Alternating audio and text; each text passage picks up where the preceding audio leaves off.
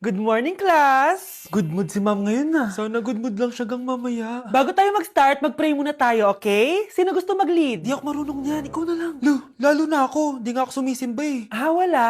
Pag walang pumunta sa harap, lahat kayo, iya-absent ko! Bes, ikaw na lang. Ma'am, ako na lang po. Madali naman pala kayo kausap eh. Okay, class. So, dito na nagtatapos sa lesson natin.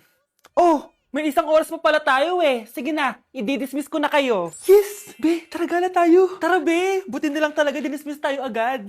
Aba, excited? Uwing-uwi? Ayaw niyo siguro sa subject ko, no? Maghihintay kayo hanggang 4 p.m. dito! Walang uuwi! Grabe naman yung mood swing ni ma'am. Nakakainis. I love you too. Okay, class. Dahil good mood ako today, hindi tuloy ang quiz at lesson natin. Ay, salamat. Magagawa ko na yung assignment ko sa math. Bes, pakopya naman ako niyan. Aba, sino nagsabi sa inyo na pwede kayo gumawa ng assignment sa ibang subject, ha? Ma'am, talagang sinisira niyo mood ko, ha? Lahat kayo bagsak sa quiz!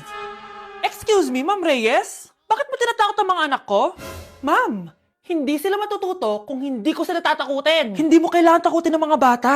Kausapin mo sila na maayos. Tama. Tayo ang pangalawa nilang magulang. Dapat maging safe sila sa atin. Gusto mo bang maalala ka nila sa mga pananakot mo? Facts, ma'am. Umayos ka na, ha? Kung ayaw mong isumbong kita sa principal. Deserve.